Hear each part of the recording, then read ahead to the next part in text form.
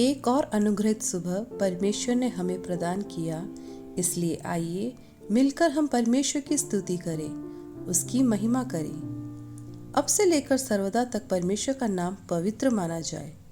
निर्गमन की पुस्तक उसके 18वें अध्याय के 18वें वचन में मूसा नबी के ससुर मूसा को एक अच्छा सुझाव बताते हैं। यह वचन मैं आपके लिए पढ़ती हूँ। जो काम तू करता है वह अच्छा नहीं, इससे तू क्या वरन ये लोग भी जो तेरे संग हैं निश्चय हार जाएंगे, क्योंकि यह काम तेरे लिए बहुत भारी है, तू इसे अकेला नहीं कर सकता।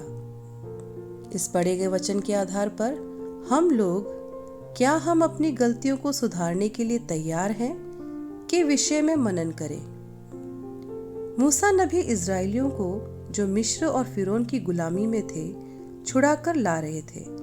उस यात्रा में 6 लाख तो सिर्फ पुरुष थे, उनके अलावा स्त्रियां और बच्चे भी थे। उन लोगों ने बहुत ही मुश्किलों का सामना करते हुए परमेश्वर की सुरक्षा और अनुग्रह को अपने जीवन में महसूस किया। वे लोग परमेश्वर के चिन्ह और चमत्कार देखते हुए आगे बढ़ रहे थे। इसी दौरान मिद्यान देश का पुरोहित और मूसा नबी का ससुर यित्रो उनसे मिलता है। बहुत दिनों के बाद जब हम किसी करीबी से मिलते हैं तो जैसे हम अपनी सेवकाई और जीवन के बारे में बात करते हैं, वैसे ही वे लोग आपस में बात करने लगे। मूसा नबी ने अपने ससुर यित्रो को विस्तार से बताया कि यहोवा ने इज़राइलियों के निमित्त फिरौन और मिस्रियों से क्या-क्या किया और इज़राइलियों ने मार्ग में क्या-क्या कष्ट उठाया। यित्रो ने ये जब सुना तो वह आनंदित हुआ और परमेश्वर की स्तुति करने लगा। फिर वे सब आनंद के साथ भोजन करने लगे और परमेश्वर में आनंदित होने लगे। दूसरे दिन यित्रो मूसा के दिन भर के कामों का निरीक्षण करने लगा। यित्रो ने पाया कि मूसा ने जैसा बताया था उससे बढ़कर वहां पर काम हो रहे हैं।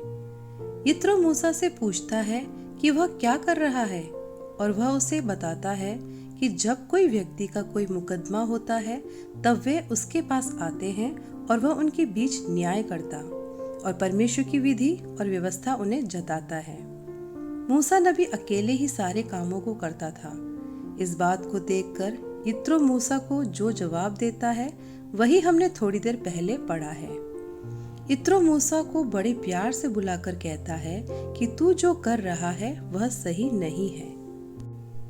मेरे प्रियजनों, यदि कोई सामने से हमारी गलतियां बताए तो हमें उनको सुनना चाहिए और अपनी गलतियों को सुधारने के लिए तैयार होना चाहिए।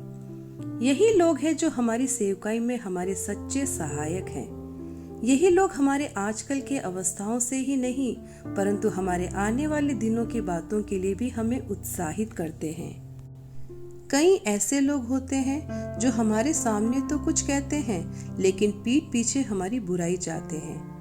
वे लोग आने वाले दिनों की अवस्थाओं का निरीक्षण नहीं करते हैं।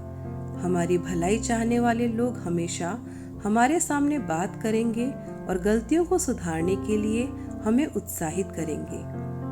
यहाँ पर परमेश्वर के भक्त को याद करके मैं परमेश्वर की स्तुति करती हूँ। यित्रो मूसा नबी को बताता है कि किस तरह से वह कुछ उपाय करके अपने बोझ को हल्का कर सकता है। मूसा नबी ने जो कुछ सुना वैसे ही करने के लिए वह तैयार हो गया। यहाँ पर मूसा नबी ने अपना मुंह नहीं बिगाड़ा और यह कहकर अपने ससुर की आलोचना भी नहीं की कि यहाँ तक इन लोगों को लेकर आने के लिए आपका कोई भी योगदान नहीं था, तो मैं आपकी क्यों सुनूं? इसी अध्याय के 24वें वचन में इस प्रकार पढ़ते हैं, मूसा नबी ने अपने ससुर की यह बात मानकर उसके सब वचनों के अनुसार किया।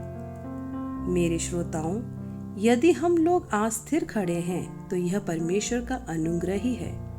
हमारे जीवन में यह बहुत आवश्यक है कि हम अपनी गलतियों को स्वीकार करें और उन्हें सुधारने के लिए तैयार हो जाएं। हमें हमारी गलतियां बताने वालों को सुनना चाहिए और उनका आदर सम्मान करना चाहिए। हम हमारी गलतियों को सुधारने के लिए तैयार हो जाएं और एक नए जीवन के निर्माण की योजना बनाएं। आइए अपनी आंखों को बंद करें, हम लोग प्रार्थना करें। प्यारे पिता, अपने जीवन की गलतियों को समझने और उसे सुधारने के लिए आप हमें सहायता करें। वे लोग जो हमारी गलतियां हमें बताकर उन्हें सुनने और उनके उपायों को अनुसरण करने के लिए आप हमें सहायता कीजिए। उसी के साथ में वे लोग जो सामने से तो अच्छा बोलते और पीठ पर छुरा भोंकते हैं, उनका सामना मुस्कुराकर करने के लिए आप हमें सहायता कीजिए। यीशु के नाम से आमीन। आज का दिन मंगलमय हो।